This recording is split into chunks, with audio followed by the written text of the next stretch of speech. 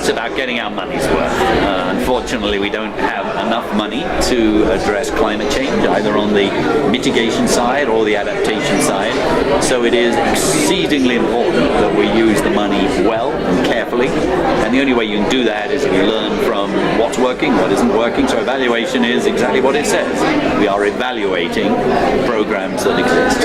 In terms of this particular context, this issue area, getting your bang for your buck seems to be increasingly vital, particularly as we see the struggles like the Green Climate Fund at the moment, trying desperately just to get 10 billion by the end of this year. That's exactly right. Because the old-fashioned way of doing evaluation was to look at a project in a country and you'd say, well, that seems to be doing well. It's introducing a little bit of renewable energy and therefore it's reducing carbon, or it's helping a community and making it a little bit more resilient. And the evaluators would say, well, that looks like it's pretty good because per ton of carbon it's only costing, I don't know, $5 a ton or something. That's pretty good. That was the old-fashioned way. And that's good if you want to win the battle, but it's hopeless if you want to win the war. Because the stakes now are so high that we have to aim for systemic change. In other words, the world is too big and the time is too short and the money is too little if we are simply going to take a project-by-project approach and reward ourselves for each individual pilot project looking good. And so the time for piloting has now ended, and we need to think of scale. I thought it was interesting you picked out, and you are head of WRI, so I suppose it's understandable you would take the deforestation analysis that your organisation has done. Do you think that is a template for other major organisations to follow in terms of creating a piece of analysis which companies can then look at and feel exposed perhaps on a level never before? Well, certainly with technology nowadays, with the billions of data points that we get every hour from hundreds of satellites, with the cloud computing ability to crunch all of that data, and with the visualization and modern communication system, being able to get it on everyone's smartphone instantaneously, and there are how many? 5 billion smartphones in the world, or 5 billion mobile phones in the world. So in other words, there is a revolution that's happening on communications, and we want to use that in order to learn what's going on in real time and make sure everybody knows, so that the bad guys can't hide anymore and the good guys get rewarded. And that's exactly what's happening. And what we've done for forests, we're now seeking to do for water. We should be able to do it for cities too.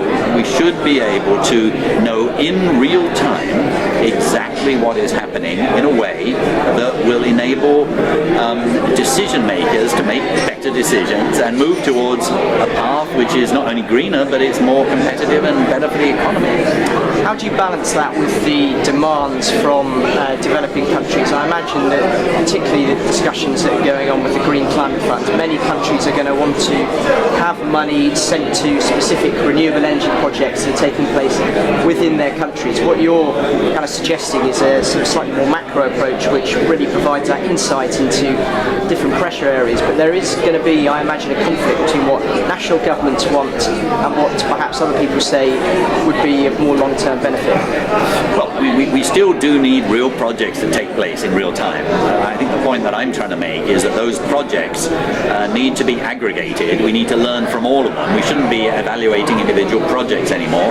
We should be learning in real time what works and what doesn't, and then we should be injecting it into if you like, the political decision-making realm. So take cities, for example. We shouldn't be working in some corner of some city to demonstrate bus rapid transit works. We know that bus rapid transit works extremely well. It's in 180 cities now.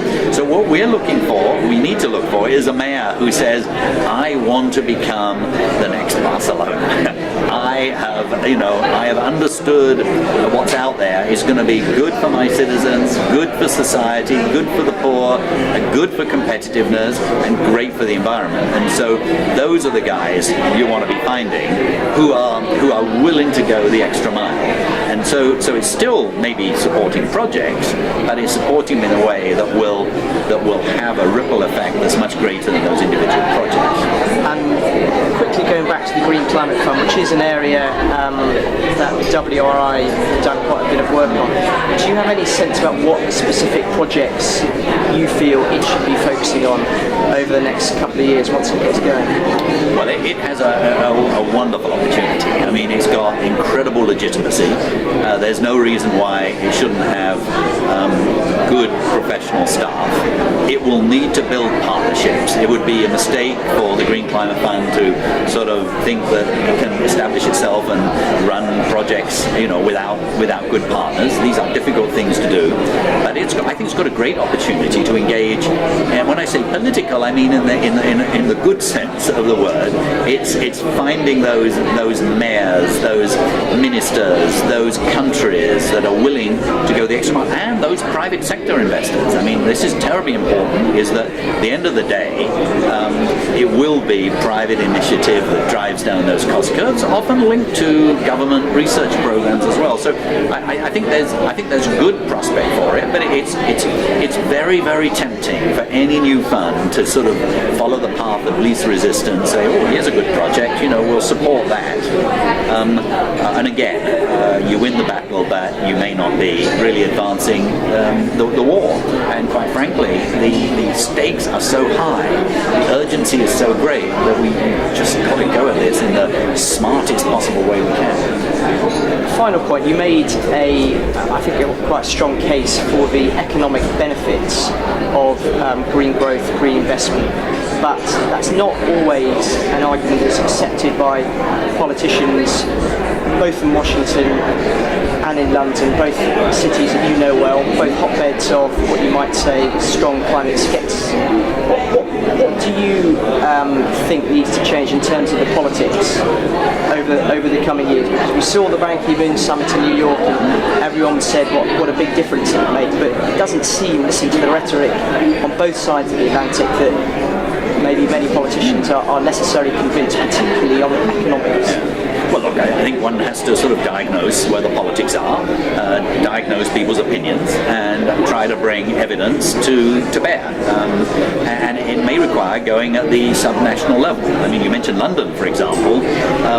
Very few cities have come as far as London has in the last 20 years. And that wasn't necessarily because the central government was pushing it. I mean, for example, the London road pricing system, the central government was happy about that, but they didn't push it. It was very much a London thing. So if you look at bicycle lanes now, if you look at, I don't know where you grew up, but I grew up in London. When I was a boy, we used to drive into London all the time.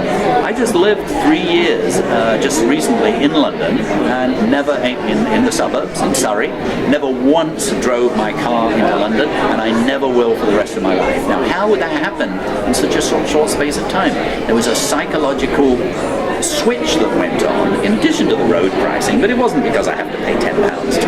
That wasn't why I wasn't driving to London. I didn't want to drive to London anymore. And so, in other words, even in a political environment that seems like it's going to take forever to get something done, it actually can happen quite quickly. So this is really important. If you go and talk to sort of Eduardo País, the mayor of Rio, who now chairs the C40, which is a group of megacities that committed to climate change, I mean, Mayor País gets it. He realizes this is not just to save the climate, it's to be good for his citizens as well. So things can happen much quicker than one imagines, but not everywhere.